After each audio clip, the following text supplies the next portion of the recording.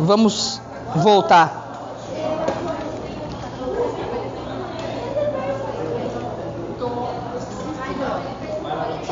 Eu posso colocar minha cadeira do seu lado? Pessoal, além da majoração e redução, além desses aqui, que na verdade não necessariamente por decreto. Quando se fala que IPI, IOF, Imposto de Importação, Imposto de Exportação, podem ser reduzidos ou majorados, é por ato diverso da lei. Pode ser não necessariamente decreto. Mas podem ter a alíquota majorada e reduzida. Além disso, a alíquota do ICMS, ela pode ser reduzida e reestabelecida. Isso é uma questão comum em concurso público, comum em prova, que é a questão do ICMS. IPI, IOF, Imposto de Importação, Imposto de Exportação, a alíquota pode ser majorada ou reduzida por decreto ou por outro ato normativo fora da lei. O ICMS, a alíquota pode ser reduzida e reestabelecida por ato normativo diverso da lei. Ela não pode ser majorada. Então o governador pode reduzir a alíquota, mas reduzindo a alíquota ele não pode majorar, ele só vai poder restabelecer essa mesma alíquota.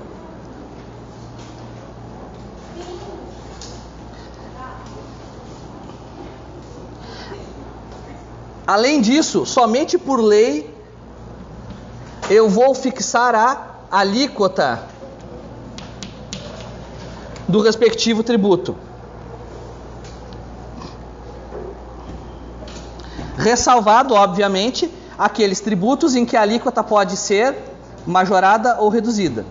Mas mesmo esses tributos que a alíquota pode ser majorada ou reduzida, essa majoração e essa redução, ela se opera dentro dos limites da lei.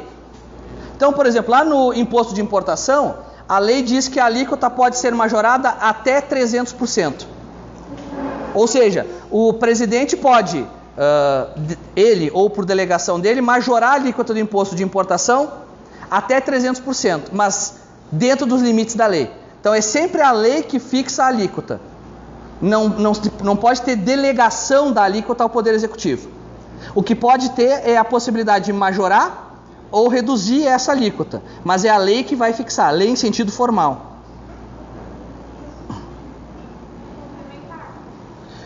Lei em sentido formal, né? Ordinária, delegada ou complementar. Além disso, eu vou ter obrigatoriamente por lei a cominação de penalidades.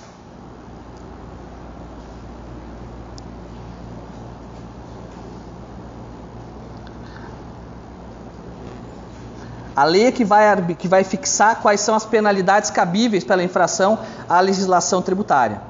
E somente por lei eu vou fixar as hipóteses de exclusão, extinção e suspensão do crédito tributário. Extinção, exclusão e suspensão. EES. Extinção, exclusão e suspensão.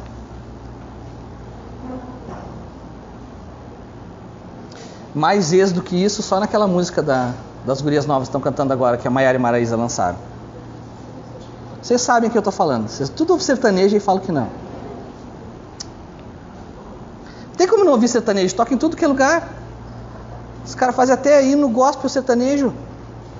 Não tem como não ouvir. Pode até dizer eu não gosto. Tudo bem, dizer que tu não ouve é impossível. Tu entra numa loja, o que está tocando? Jorge Mateus. Tu pega o ônibus, o que está tocando? Maiara e Maraísa. Tu vai no médico, o que está tocando? PPA. Tu vem na loja de tributário, tem que saber quem é a Dai e a não sei, Dai e Lara. Então, não tem como não saber. Duas hipóteses que a gente tem que saber. Primeiro, se eu majoro a base de cálculo de um tributo, essa majoração da base de cálculo tem que ser feita por lei também. Que é o artigo 97, parágrafo 1º.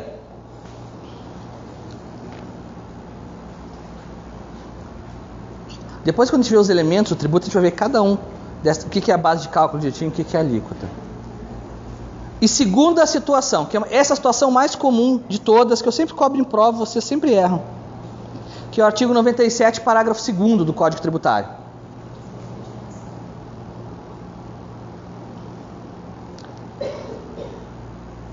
E o artigo 97, parágrafo 2º, ele é bem claro. Ainda por cima, além de ter o artigo que é claro, é expresso nisso, tem uma súmula, que é a súmula 160 do STJ, que diz a mesma coisa que o artigo. E basicamente o artigo diz o seguinte: a mera atualização monetária do tributo não implica em majoração. Se eu simplesmente corrijo monetariamente o valor da base de cálculo pelos índices oficiais de inflação, não é majoração. E portanto, eu não preciso do que para fazer isso? Se não é majoração, eu não preciso de lei. Eu posso fazer por decreto. Onde eu vou ver isso muito claro? 2 impostos eu vejo isso bem evidente isso. IPTU e IPVA. O IPTU mais ainda. Todo ano o prefeito tem que corrigir a base de cálculo. O que é a base de cálculo? A base de cálculo é a grandeza pelo qual eu vou tributar. É qual bem da vida eu estou tributando. Todo bem da vida, para ser tributado, obviamente tem que ter um valor. No caso do imóvel, qual é a base de cálculo do IPTU? O valor venal. Esse valor venal, ele é sempre o mesmo? Vocês acham que o valor venal de um imóvel lá na Vila A é o mesmo hoje do que era há 10 anos atrás? Não. Mesmo que eu não tenha tido valorização da área imobiliária, eu tenho que há 10 anos atrás, quando o imóvel entrou no cadastro do município, ele custava 100 mil reais. Hoje, que ele não tenha tido uma valorização imobiliária, tenha somente variado 100 mil reais há 10 anos atrás, tu compra a mesma coisa que tu comprava com 100 mil reais hoje? Não. Há 10 anos atrás, em 2006, o salário mínimo era o quê? 400 reais? Então, 100 mil reais, tu comprava bastante coisa igual. Mas tu já não compra mais uma BMW que tu comprava há 10 anos atrás. Então, o que a lei autoriza? Que o prefeito anualmente corrija monetariamente, atualize o valor da base de cálculo, o valor dos imóveis. Ele pode fazer isso por decreto. O que ele não pode fazer é atualizar em valores superiores à inflação oficial. Se ele utilizar índices oficiais de inflação, ele pode fazer por decreto. O que não admite é que ele faça por decreto se ultrapassar os limites, os índices oficiais de inflação. Todo mundo assinou a lista? Não?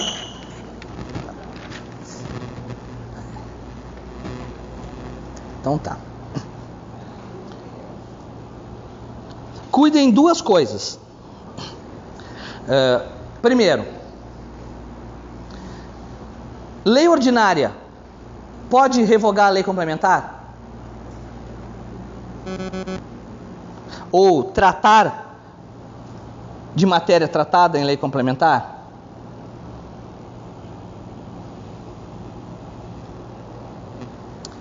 Em matéria tributária, né? Nós tivemos uma situação. Nós temos uma contribuição social chamada COFINS, que é Contribuição de Financiamento da Seguridade Social. Ela é regida pela Lei Complementar 70 de 91. Ela foi instituída, foi criada pela Lei Complementar 70 de 91. Em 94, eu passo ali. Em 94, veio uma lei e alterou, uma lei ordinária, e alterou a base de cálculo, alterou quem são os contribuintes da COFINS para incluir também empresas prestadoras de serviço, que na lei complementar não estavam previstas. Uma chiadeira generalizada dizendo: olha, não pode uma lei ordinária modificar uma lei complementar. Foi parar no Supremo Tribunal Federal. O que o Supremo Tribunal Federal disse? Que pode uma lei ordinária modificar uma lei complementar ou não? O que você acha que o Supremo disse? Que ele disse, não pode modificar porque a lei ordinária é abaixo da lei complementar. Ou disse, sim, pode modificar? Sim. O Supremo Tribunal Federal entendeu que, nesse caso, tu não aplica os critérios hierárquicos de lei complementar e lei ordinária. Tu aplica o critério material, que somente se a lei complementar, ela somente é exigida quando a Constituição expressamente dispõe, não é? Então, naqueles casos em que a Constituição não exige lei complementar, pode a lei e ainda assim o legislador opta por lei complementar, pode a lei ordinária modificar. Então, tirando aquelas hipóteses do artigo 146 do Código da Constituição Federal, se a matéria for disposta por lei complementar, sem que se exija a lei complementar, ela pode ser modificada por lei ordinária. O que eu vou fazer? Nada no Brasil é escrito em pedra. Nada é escrito em pedra. Tudo é sujeito a debate e a modificação. Isso que o Supremo decidiu. Anotem aí, o julgamento é recurso extraordinário 377-457. Relator Gilmar Mendes. 377-457. Isso. E súmula 508 do STJ também. Depois do julgamento do Supremo, o STJ sumulou.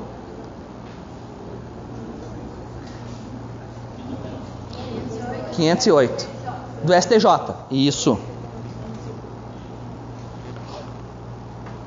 Oi.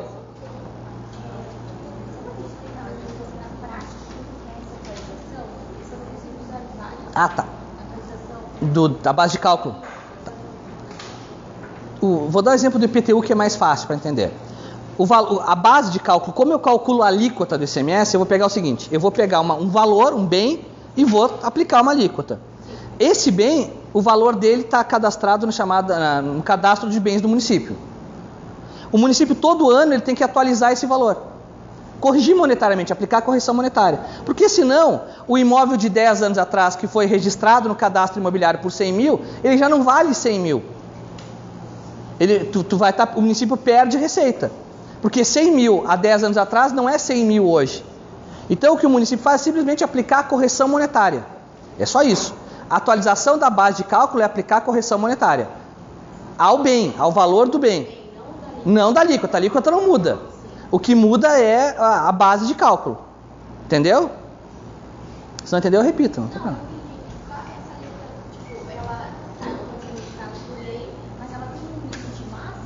Alguns tributos têm limite máximo, outros não. Por exemplo, a alíquota de ICMS, a Constituição diz que compete ao Senado, a gente vai ver isso daqui a pouco com as resoluções do Senado, que compete ao Senado estabelecer alíquotas máximas e mínimas. Em relação ao ISS, a Lei Complementar 116 estabelece a alíquota máxima. Então todos os tributos têm uma alíquota máxima e mínima. Alguns estabelecidos pelo Senado, outros estabelecidos por lei. A alíquota tu só pode modificar nesses casos aqui. A base de cálculo é que tu pode corrigir. Para vocês entenderem assim, ó, que é difícil isso, não tem problema. Eu nunca disse que direito tributário era fácil. O tributo ele tem elementos, tá? Um desses elementos é a base de cálculo. A base de cálculo ela é uma grandeza. O que é ser uma grandeza? A base de cálculo é uma coisa. Um bem ou um serviço. É o meu referencial. Eu vou calcular o imposto sobre alguma coisa. Eu sempre aplico uma alíquota sobre algo. Então, vocês têm que ter quantos por cento de frequência para ser aprovados? Mínima. Sobre o quê?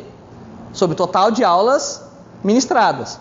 Então, a base de cálculo é o total de aulas. A alíquota é o percentual sobre essas aulas que vocês têm que fazer.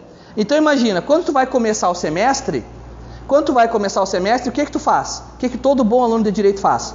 Ele pega o calendário e conta quantas sextas-feiras ele tem daqui do primeiro dia de aula até o final do semestre.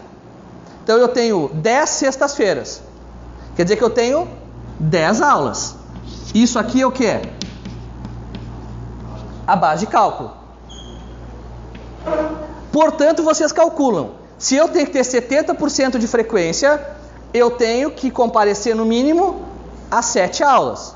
Ou no mínimo eu tenho que, em 7 aulas, assinar a chamada e ir embora. Agora eu pergunto para vocês. Se vocês calculam isso e a faculdade vai lá e diz o seguinte: ah não, mas vai ter um feriado e eu vou ter 9 aulas. Ou seja, não precisam comparecer a 7, mas sim a 6. O que é a correção monetária da base de cálculo? Esse bem aqui, ele sofre variações. Uma das variações que ele sofre é a variação da inflação. O valor da base de cálculo, ele tem que ser corrigido monetariamente. Essa correção monetária, se ela for feita pelos índices oficiais, ela não precisa de lei. Por quê? Porque a correção monetária, ela não é um plus, ela não acrescenta nada, ela é um minus, ela é uma diminuição do prejuízo. Então tu imagina o seguinte: se é justo que se diminuir o número de aulas, tu continue podendo só faltar 7? Não. Como também não é justo, se aumentar o número de aulas para 11, tu só possa faltar 7. Tu vai aumentar a tua possibilidade de frequência. O que eu estou falando é que quando tu corrige monetariamente, tu atualiza monetariamente a base de cálculo, tu só está aplicando os valores inflacionários sobre a base de cálculo. É só isso que tu faz. Para evitar o quê?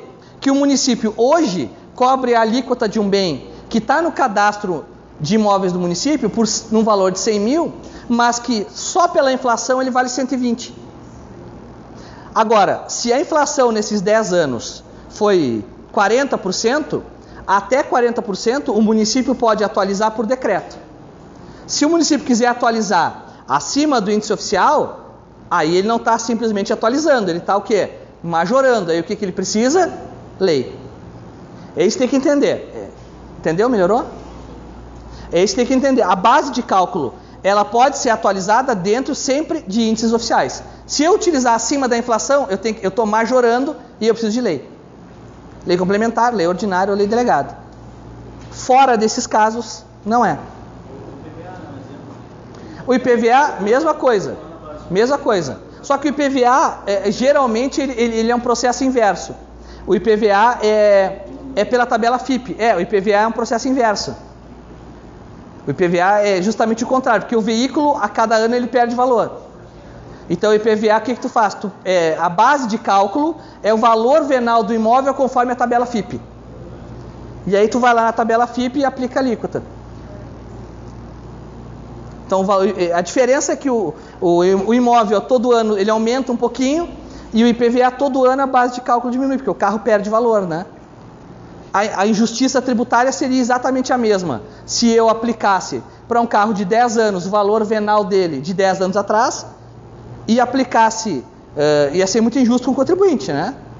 Porque um carro de 10 anos não vale nem a metade do que vale um carro zero.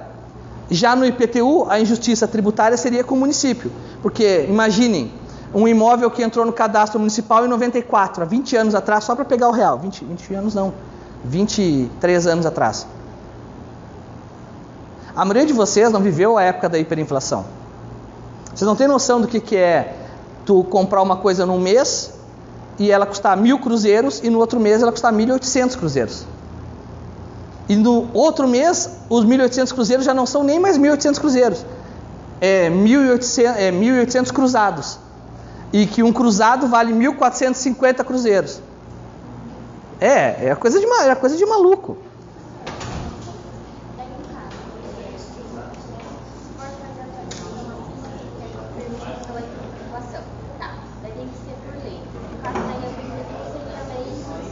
Lei municipal. Lei estadual. E se for, por exemplo, o ITR, que é o Imposto Territorial Rural, lei federal. Mas nesses 3 casos, se tu for só aplicar a inflação, pode ser decreto, não precisa de lei. Entendeu? Gente, se tiverem dúvida, podem fazer que nem ela, que nem ele, tirem a dúvida, o objetivo é esse. A gente para a aula, não tem problema. Até porque tributário é uma matéria complicada, não é fácil, eu sei disso.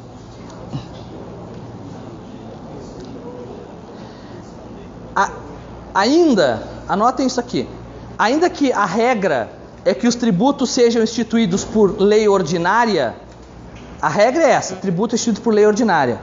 Eu tenho algumas hipóteses em que eu vou ter obrigatoriamente que instituir o tributo por lei complementar.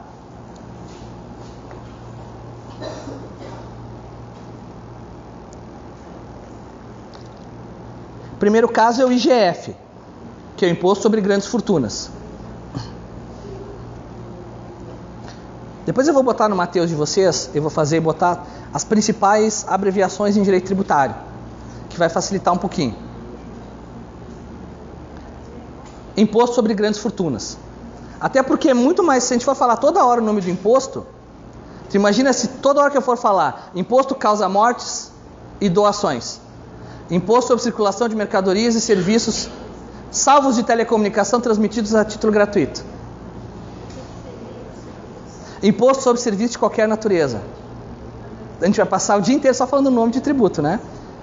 O IOF, Imposto sobre Operações Financeiras, Câmbios, Seguros e Metais Preciosos. Que, aliás, por exemplo, uma questão muito legal de direito tributário, que resolve uma dúvida de todo mundo, quase todo mundo tem essa dúvida. Vocês nunca se perguntaram por que o Silvio Santos só dá premiação em ouro? Nunca se perguntaram? Você repara que o Silvio Santos só dá premiação em ouro? Todos os prêmios do Silvio Santos são em ouro. Ou em dinheiro vivo.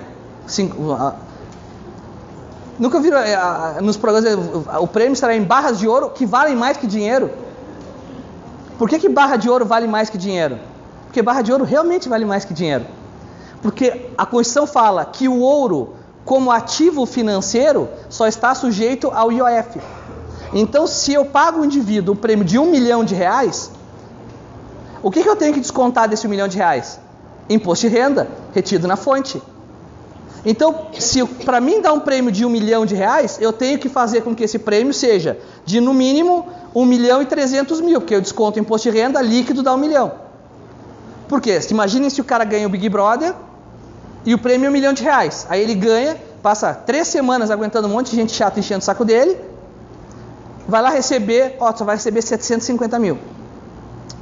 Então tu tem que dar mais. Quando tu paga em ouro, em certificado de ouro, só incide IOF, que é 3%. Então ele vai lá te dar um certificado de R$1 milhão em ouro e o sujeito, quando for descontar, vai pagar o IOF. Então realmente, ouro vale mais que dinheiro. É muito mais negócio dar o prêmio em ouro do que em dinheiro. Além, claro, obviamente, da imagem de marketing, porque todos os prêmios do Silvio Santos ele fala como se fosse uma pilha de ouro, uma maletinha de ouro, e na verdade ele te entrega um papel. O que tu ganha é um certificado de ouro. Tu vai no banco e troca o certificado por ouro. Por que a Constituição fala o ouro quando ativo financeiro? Porque o ouro pode ser ativo financeiro e o que mais o ouro pode servir? Joia, relógio, carro. Tem gente que tem carro banhado a ouro. Cheque árabe. Primeiro caso é o imposto sobre grandes fortunas. Quando veiculado, terá de ser veiculado por meio de lei complementar. Segunda hipótese, são os chamados impostos residuais. Impostos residuais. Para vocês entenderem o que são os impostos residuais. A Constituição, quando eu falei, ela estabelece quais são os tributos. Ela não cria, ela autoriza a criação. A Constituição autorizou somente a União, só a União pode criar impostos residuais. Coloque impostos residuais entre parênteses, só a União. Que são impostos que se admitem que sejam criados além dos que a Constituição já prevê. E olha que a Constituição prevê para a União imposto de importação, imposto de exportação, imposto sobre operações financeiras, imposto territorial rural e imposto sobre produtos industrializados. Para os estados, imposto sobre circulação de mercadorias e serviços, imposto causa-mortes e doação e imposto sobre propriedade de veículos automotores. E para os municípios, o imposto sobre serviços e o imposto sobre compra e venda de imóveis por ato intervivo, transmissão de bens por ato intervivos. Então, só de imposto... mais o ITR. Falei ITR? Então, eu tenho 11 impostos estabelecidos na União. Além de todos esses 11, a União pode criar impostos residuais. Um novo imposto. Qual é a limitação? Eles não podem ter a mesma base de cálculo e o mesmo fato gerador de impostos já existentes. Essa é a limitação dos impostos residuais. Nós já tivemos um imposto residual, um único.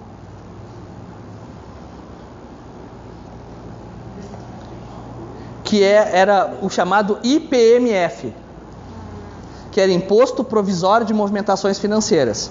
Só que como o IPMF tinha a mesma base de cálculo do IOF, o Supremo declarou o IPMF inconstitucional.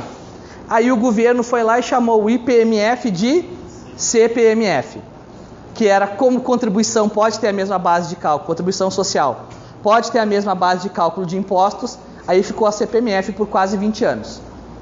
Provisória. Nós tivemos no Brasil duas coisas interessantes. O governo provisório do Getúlio durou 20 anos. E a contribuição provisória de movimentação financeira durou 20 anos. De 94 até 2012, acho que foi que durou a CPMF. Quase 20 anos. Do IPMF para CPMF, nenhuma. É que assim, nós vamos ver isso mais adiante. Mas basicamente, a Constituição ela permite que as contribuições sociais tenham a mesma base de cálculo que o imposto. Não tem problema nisso pela Constituição. Então, tu pode, pela mesma grandeza, cobrar mais de um tributo.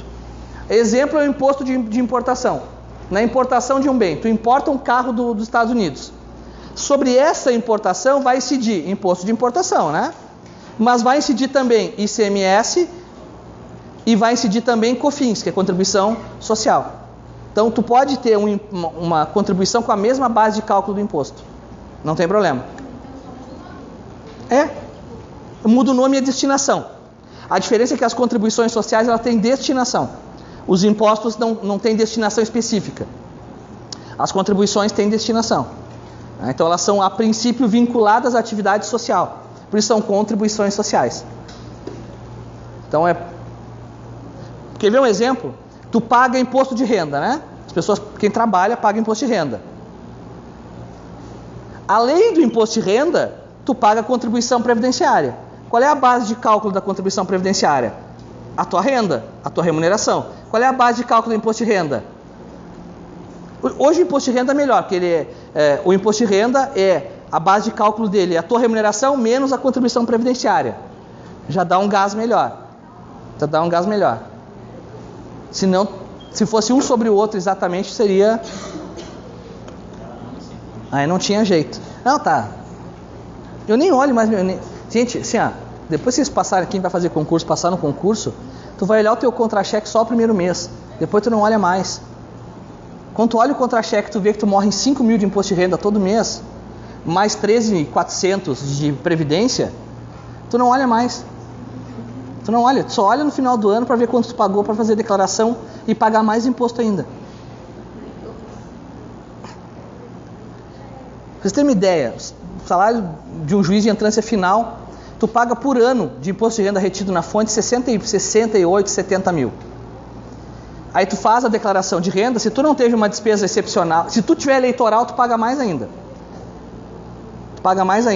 Aí chega no final, eu ainda pago em média 8 mil, 9 mil no ajuste que eu apresento a declaração. Então paga em média, paga por ano mais ou menos 75, 76 mil reais de imposto de renda. Mais 30, mais 40 e poucos mil de contribuição previdenciária. Que deve aumentar. É uma questão de tempo a contribuição previdenciária subir de 11% para 14%. Ainda querem fazer concurso? Querem, né? Porque minha mãe dizia isso, para de reclamar que se tu ganhasse um salário mínimo tu não pagava imposto, eu estaria reclamando que ganha um salário mínimo. Mas eu continuo reclamando, não adianta. Depois, eu preciso de lei complementar para instituir empréstimo compulsório. Empréstimo compulsório. Esse é o terceiro. E por fim, eu vou exigir lei complementar para a instituição de contribuições sociais residuais.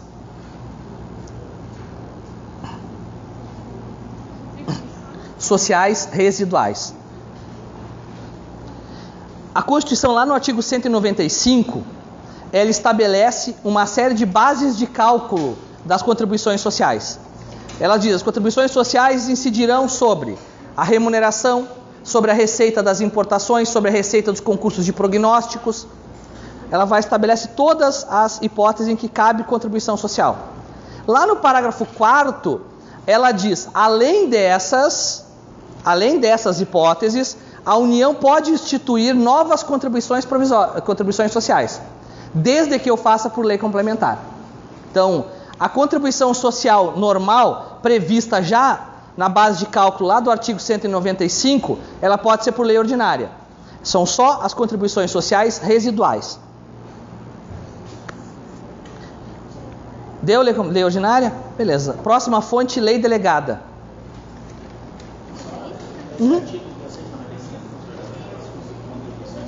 Isso. 195, parágrafo 4º. Lei delegada. Do ponto de vista constitucional, a lei delegada ela está na mesma hierarquia da lei ordinária.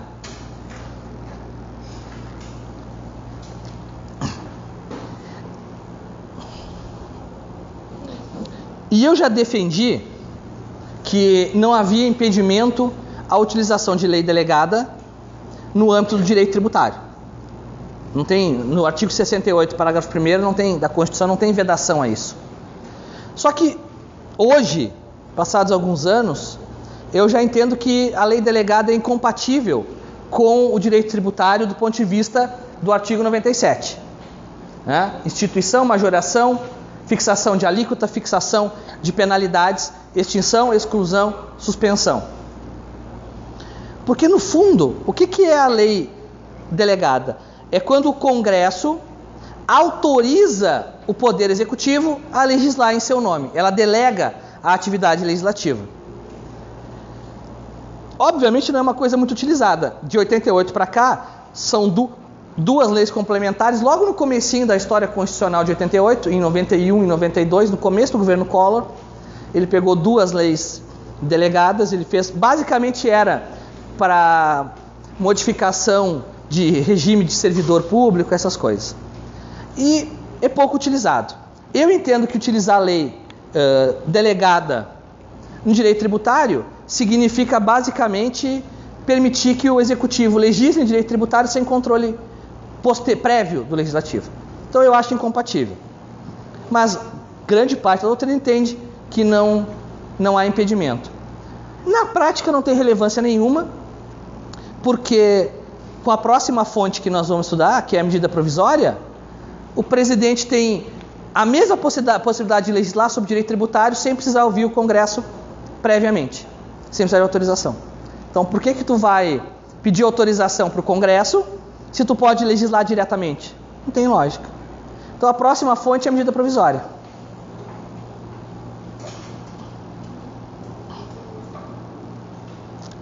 Eu posso utilizar medida provisória em direito tributário? Posso. Em qualquer caso? Não. Em que casos eu não posso utilizar a medida provisória? Exatamente. Pode anotar o que ele falou. Eu posso é admissível a utilização de medida provisória em direito tributário, salvo nas hipóteses em que se exige lei complementar.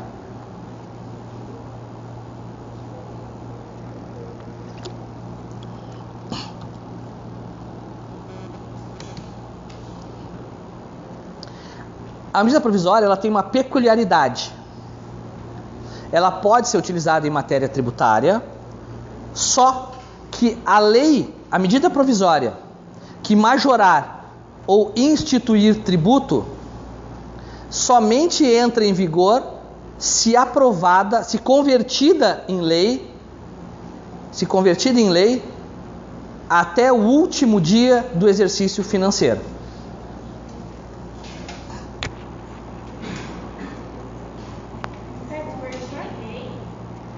Até o último dia do exercício financeiro. Exercício financeiro. Oi? Do começo? Qual é a primeira coisa que tu anotou aí que eu me esqueço que eu falo? A medida provisória que majorar ou instituir tributo somente entra em vigor se convertida em lei até o último dia do exercício financeiro em que é aprovada. Como é que funciona a medida provisória? Lembram? Direito Constitucional 2? Vocês viram? Presidente edita, relevância e urgência e faz o quê? Ela tem força de lei, começa a produzir efeitos imediatamente, mas ele deve submetê-la ao Congresso Nacional. O Congresso Nacional, aprovando, ele faz uma chamada lei de conversão. Ele converte a medida provisória em lei. Então a medida provisória, o próprio nome diz, ela é provisória. Para que ela possa produzir efeitos no exercício financeiro seguinte, ela tem que ser convertida em lei até o final do exercício financeiro. Isso quer dizer o seguinte: o presidente da República, ele pode editar uma medida provisória no dia 1º de dezembro? Pode. Para ela valer em 1º de janeiro do ano seguinte, até quando ela tem que ter sido aprovada, convertida em lei? Até 31 de dezembro. Ressalvadas quais hipóteses? Ressalvadas hipóteses de IPI, IOF, Imposto de Importação, Imposto de Exportação e o Imposto Extraordinário de Guerra. Que, ainda bem, nunca foi instituído. Que é o pior imposto que tem. O pior imposto que pode ter para um país é o imposto de guerra. Porque ele não precisa de lei, pode ser instituído por medida provisória, ele não respeita a anterioridade e ele pode ter a mesma base de cálculo de outros tributos, de outros impostos. Então tu pode ter um imposto de guerra que a base de cálculo seja a renda. Então tu vai pagar imposto de renda mais imposto de guerra. Torçam para o Brasil nunca mais entrar em guerra com o Paraguai, com a Argentina, com a Bolívia, com nenhum dos seus vizinhos. Especialmente a Guiana Francesa, né? Porque aí seria entrar em guerra com a França. E você sabe o que acontece quando o país quer entrar em guerra com França, Inglaterra, Estados Unidos, né? Os argentinos até hoje choram as Malvinas.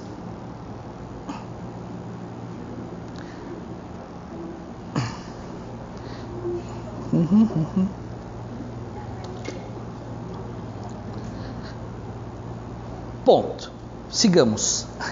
Outra fonte formal do direito tributário importante são os tratados internacionais em direito tributário.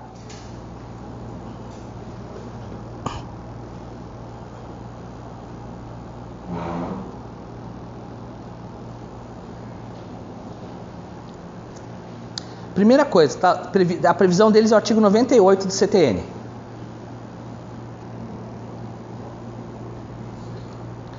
Ainda que o artigo 98 fale somente em tratados e convenções, todas as demais espécies normativas do direito internacional podem ser fontes de direito tributário. Acordos, as declarações de intenção. Vocês já estudaram direito internacional, né? Com Eusli, né? Ainda não? Então vocês vão estudar, não tem problema. Não tem problema não saber. Tem um julgamento muito antigo do Supremo, que é o RE 80004.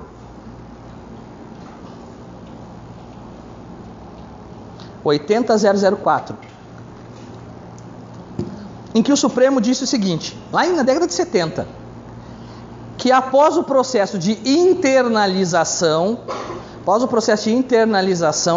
no direito brasileiro, as normas internacionais, os tratados e convenções internacionais ingressam no direito brasileiro em paridade com as normas internas. Isso quer dizer que o tratado aprovado, ratificado pelo Presidente da República, ratificado pelo Congresso, entra em vigor no direito brasileiro equiparado à lei. Equiparado à lei. Quem é que tem uma norma, um tratado importante que se usa até hoje? Direito empresarial, 1 e 2 aqui tem, né? 2, 3. Tá, qual é que vocês viram títulos de crédito? No 2? Tá. Então, onde é que está o fundamento da letra de câmbio? Nas normas uniformes de Viena, Tratado Internacional, que aliás é o objeto desse julgamento 80004 do STF. Então, eu posso, internalizado, entra em vigor no mesmo patamar da legislação interna. Só que qual o problema? O problema é a redação do artigo 98. O que diz o artigo 98? Os tratados e as convenções internacionais revogam ou modificam a legislação tributária interna e serão observados pela que lhe sobrevenha. O que o artigo dá a entender? O que o artigo dá a entender é que um tratado internacional, quando entra no Brasil, ele revoga a legislação tributária simplesmente pelo fato de ser um tratado internacional. O que não é a melhor interpretação. A interpretação que deve ser feita em relação aos tratados internacionais é que eles ingressam no direito brasileiro em paridade de armas com a legislação interna, mas eles são normas especiais.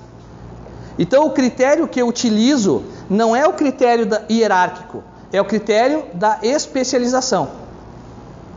Norma especial não revoga norma geral. Norma geral não revoga norma especial.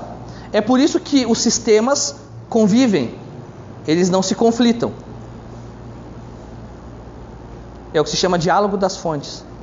Hoje eu tenho um sistema, eu tenho vários sistemas, por exemplo, contratuais.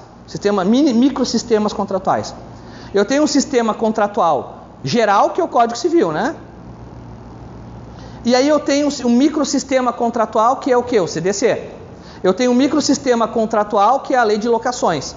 Todos eles com disposições, às vezes, contraditórias. Qual que eu aplico? Lei especial em detrimento da lei geral. Revoguei o Código Civil a entrar em vigor o Código do Consumidor? Não. Simplesmente eu aplico a norma especial em detrimento da norma geral. Essa é a interpretação que deve ser feita. Tanto é que posteriormente tem o artigo 85A da Lei 8.212.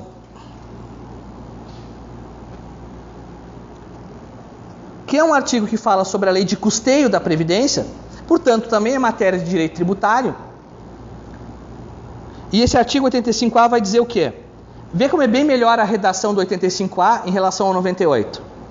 Os tratados e convenções e outros acordos internacionais que o Estado brasileiro, de que o Estado estrangeiro ou organismo internacional e o Brasil sejam parte e que versem sobre matéria previdenciária, aqui leiam matéria tributária, também vale, serão interpretados como lei especial.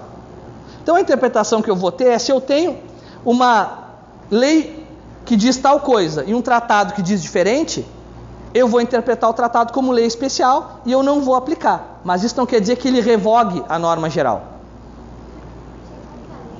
8.212.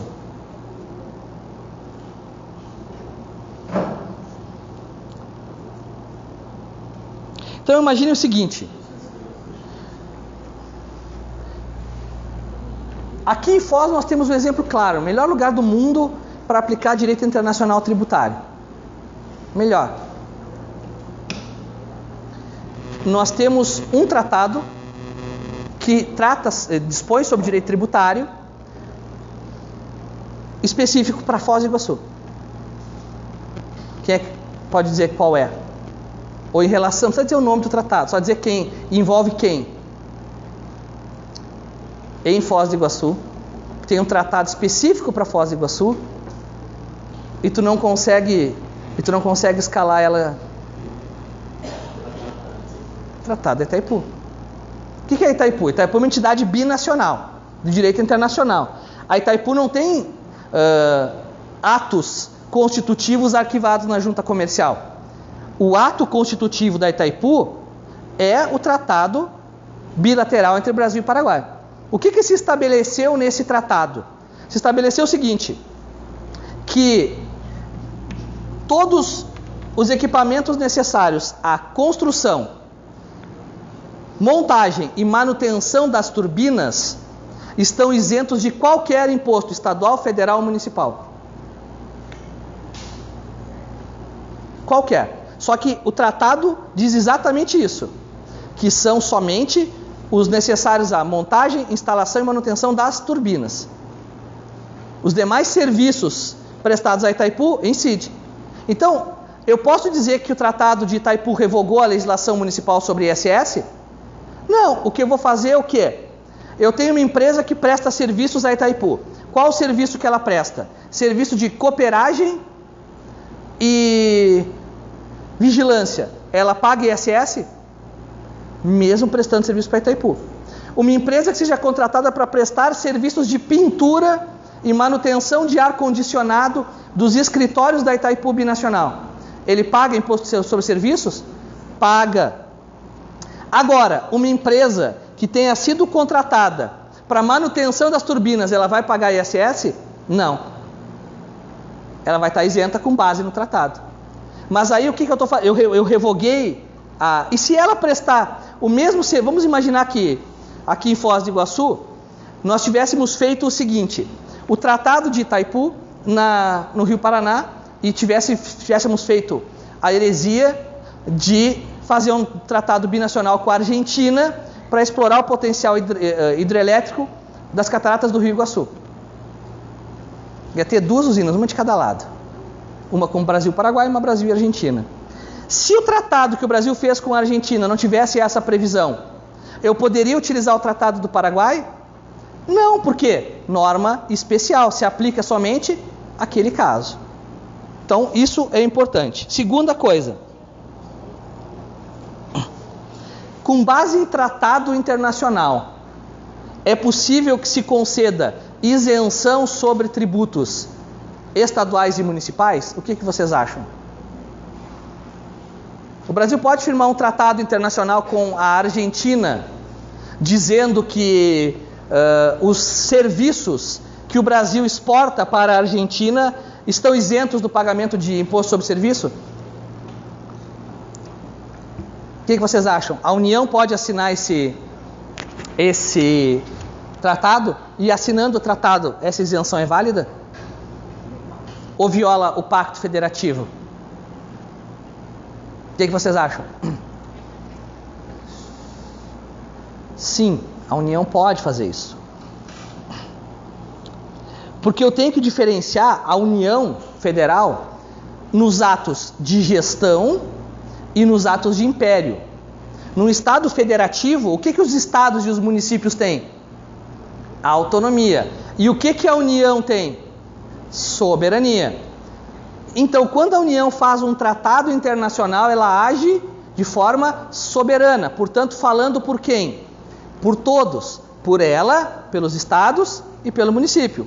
Por isso que os tratados têm que ser ratificados, assinados pelo Presidente da República e ratificados pela Câmara dos Deputados, que representa o povo, e pelo Senado Federal, que representa os estados.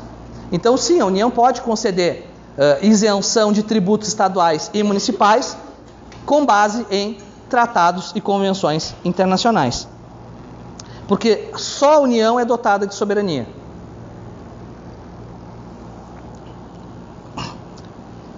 Os municípios podem assinar tratado?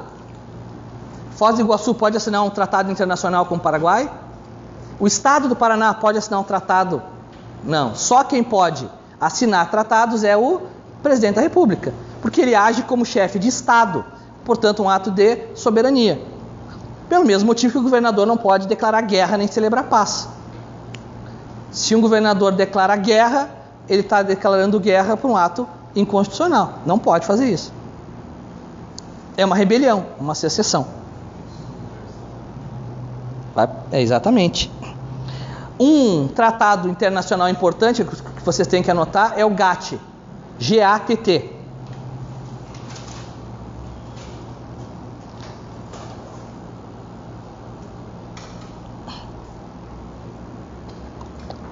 Nos últimos anos, o Brasil tem participado muito, aumentado muito a participação dele nos organismos multilaterais de comércio. E prova disso é a participação do Brasil no GATT, que é firmado junto à OMC. O último GATT, que é o de 94. O que é o GATT? É um acordo geral de tarifas e tributos que o Brasil faz com vários países.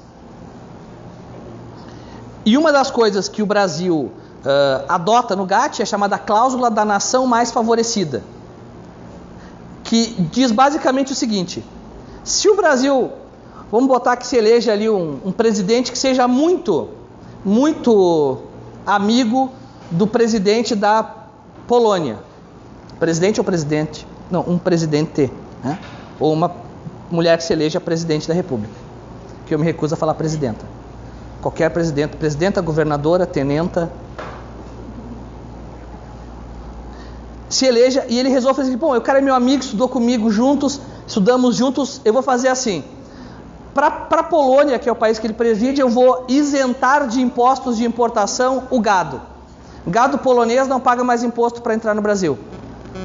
Como o Brasil é signatário do GATT, ele se compromete a aplicar a mesma alíquota para todos os países signatários. Então, isso é uma regra importante de direito tributário, que é a regra da nação mais favorecida. Tu não pode favorecer uma nação mais do que a outra. Para evitar isso, eu digo: se tu baixou o imposto de importação para a China, tu tem que baixar para todos os países que fazem parte do GATT. O que não impede a formação de blocos locais, que é o caso do Mercosul.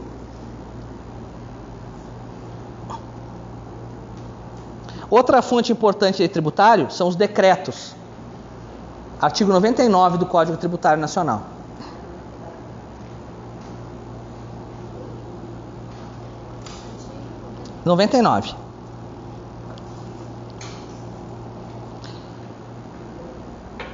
Basicamente, decreto é ato administrativo. Decreto é um ato administrativo. Se ele é um ato administrativo, qual é a principal e mais relevante característica do decreto?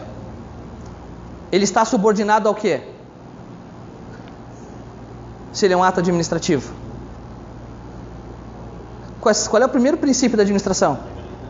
Então, o decreto está subordinado ao quê? A lei que lhe dá fundamento para ser regulamentado. Portanto, mesmo em direito tributário, decretos não criam direitos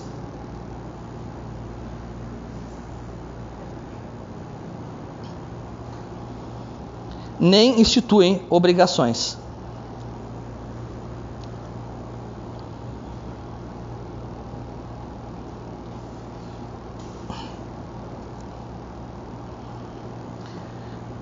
Decreto é simples. O que eu tenho que saber de decreto? Decreto não pode inovar no direito. Decreto sempre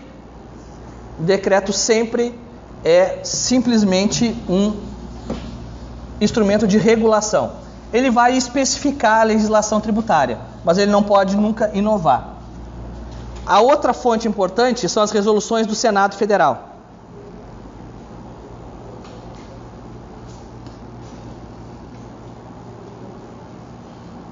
Resoluções do Senado e resoluções da Câmara são atos internos de cada casa. São atos internos de cada casa para regular matérias de sua competência interna. Ficou interno duas vezes, né? Tudo bem. Troquem o segundo interno por competência própria. Quando é que eu vou ter relevância de resolução do Senado Federal no direito tributário?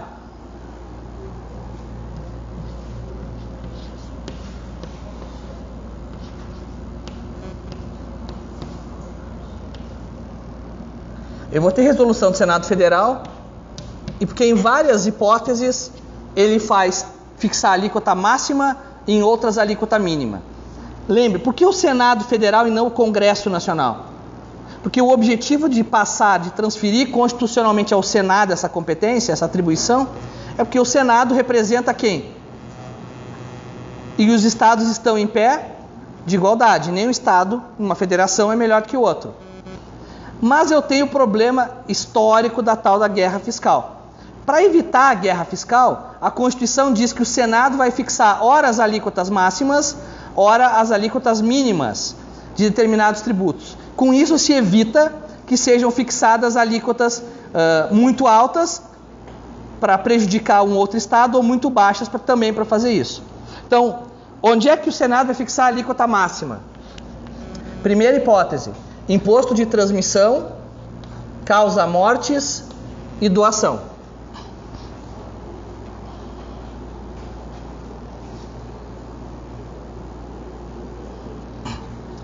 Imposto, causa-mortes e doação. Por que isso? Eu vou fixar a máxima para evitar que os estados abusem do poder de tributar. Porque um estado que tenha muita propriedade rural, por exemplo, que se transmite por herança, ele vai querer fixar uma alíquota lá em cima do imposto de transmissão causa-mortes, que é o imposto do inventário. Em compensação, eu vou ter o Senado fixando a alíquota máxima no ICMS, na hipótese do artigo 155, parágrafo 2º, B da Constituição, que é as alíquotas nas operações interestaduais,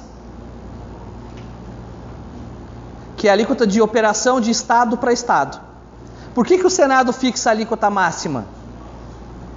Para evitar que os estados que não produzem cobrem o ICMS, um diferencial de alíquota, dos estados que produzem. Como é que funciona a operação interestadual? Os estados não têm a mesma alíquota em todos os produtos. Quando eu vendo de um estado para o outro, o estado que consome aquele produto, ele pode ter que receber menos imposto. Então eu pago um diferencial de alíquota. Então imagine o seguinte: o Paraná é um estado que produz muito industrializado. Obviamente que um estado muito industrializado, as alíquotas de ICMS para produção aqui são menores. Porque eu quero gerar o quê? Novas empresas. Quanto menor o imposto, mais novas empresas. Em compensação, eu tenho outros estados que não produzem, são estados consumidores. Esses estados, o que eles costumam fazer? Fixar uma alíquota de ICMS maior, para quando o produto entra no estado, ele receba a diferença. Então imagina, o ICMS para a produção de notebooks.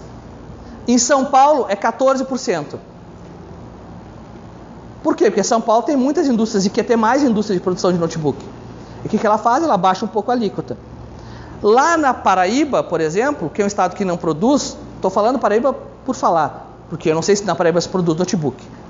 O Brasil é um país tão grande, tão diversificado, que tudo é possível. Em Pernambuco se produz vinho de qualidade em Pernambuco. Tem uma produção de uva bem grande lá. A gente nem sabe o que é. Peguei porque tem que dizer um estado. Imaginemos que a Paraíba não produza notebooks. Ela faz uma alíquota maior lá. Para quê? O vendedor pagou 14 para São Paulo, agora ele vai pagar a diferença de alíquota. A alíquota para produção de notebooks, aqui é 17. Ele paga 3%. Se o Senado não fixar a alíquota máxima, o que o estado que não produz vai querer fazer? Botar uma alíquota lá em cima para ganhar um ICMS sem ter produzido. O Senado vem e age impedindo a guerra fiscal, fixando a alíquota máxima. Em outros casos, o Senado vai fixar a alíquota mínima, porque a guerra fiscal vai se operar com a redução da alíquota. O primeiro caso que o Senado vai fixar a alíquota mínima é no IPVA.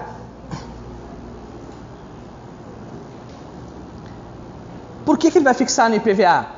Porque se tu tem um estado que tem poucos veículos e tu arrecada pouco com o IPVA, tu pode botar a alíquota do IPVA mais baixa do Brasil e fazer com que todos aqueles veículos de aluguel, de frota, sejam registrados no teu estado.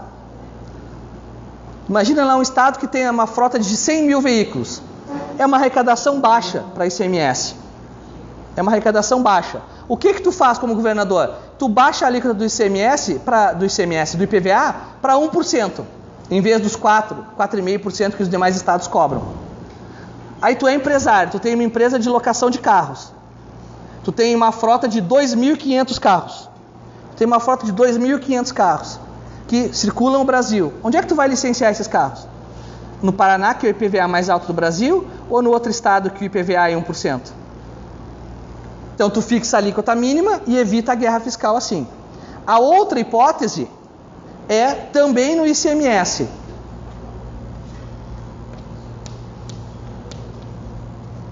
Na hipótese do artigo 155, parágrafo 6º da Constituição. Oi.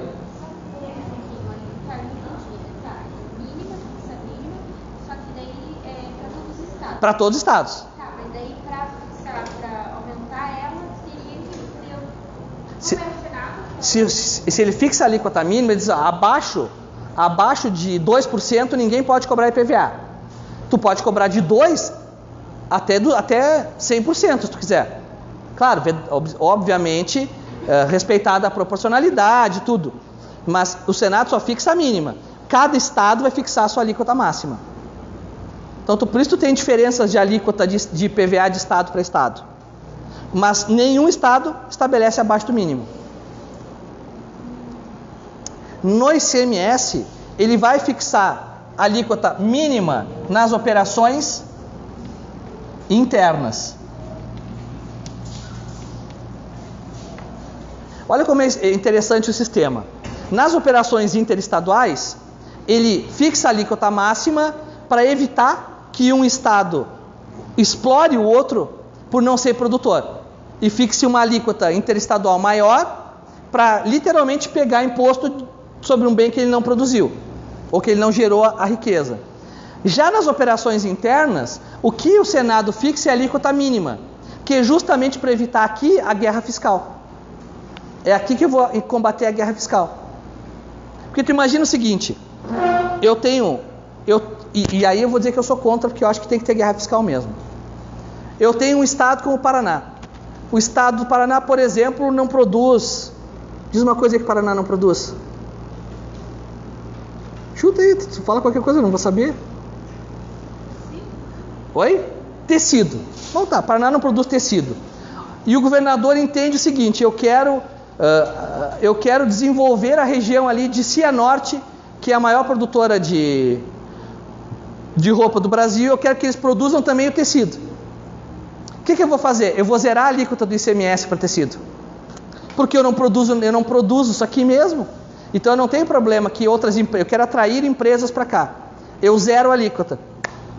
No Paraná, tecido não tem ICMS. Produção de tecido. O que vai acontecer? O cara está lá em São Paulo. Ele descobre que no Paraná não tem imposto para produzir tecido, o que ele vai fazer? Chamar todos os empregados, muito obrigado, trabalharam muito bem, estão todos na rua, e agora eu estou abrindo no Paraná. Qual o problema do Brasil proibir a guerra fiscal? É que o Brasil impede que o sujeito... Aí quem é que faz guerra fiscal com o Brasil hoje? E está ganhando a guerra fiscal.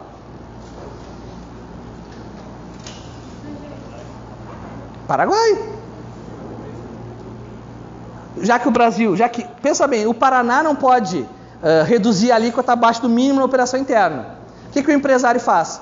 Ele vai para o Paraguai, fecha a empresa no Brasil, atravessa a ponte, usa a lei de Máquila, paga a luz pela metade, encargo social pela metade, não paga imposto de importação, não paga imposto de exportação. Quem é que está gerando emprego? O Paraguai.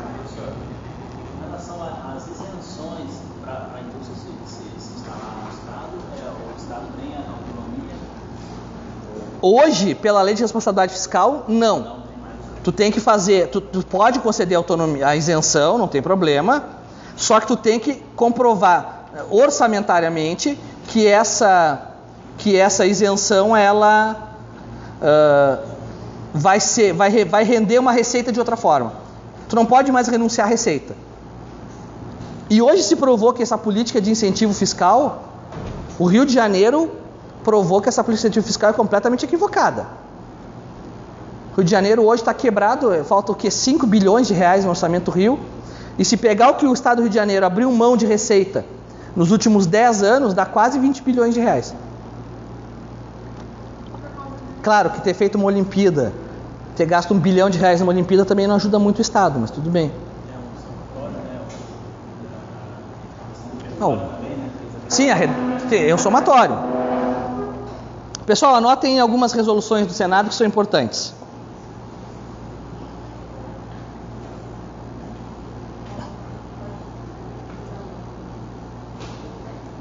Resolução 9 de 92. Resolução 9 de 92. Fixou a alíquota máxima do ITCMD em 8%. Fixou a alíquota máxima do ITCMD. Eu vou botar para vocês no Mateus uma lista das siglas. Porque senão, imagina se eu for falar cada vez que eu for imposto de transmissão, causa mortes e doações. Então, ITCMD em 8%. A resolução 22 de 89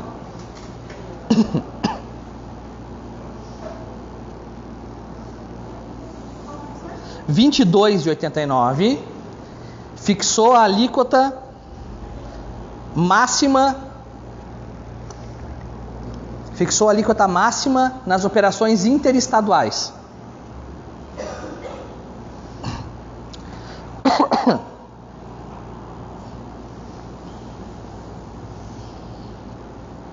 Até o momento não tem resolução para fixar as alíquotas de ICMS nas operações internas. Não precisa anotar isso, porque não tem. Não tem porque anotar o que não existe. E nem a alíquota mínima do IPVA. Então, por hoje é só. Aula que vem a gente continua. Tá dando para entender bem, gente? Às vezes é rápido, é muita matéria. Até que não é muita, a gente está vendo pouca coisa ainda. Oi? Curso didático de direito tributário. No site da editora ainda tem. Mas eu vou disponibilizando as aulas no Mateus, é que eu não consegui disponibilizar hoje. Semana que vem não temos aula, né? Então, aproveitem o carnaval.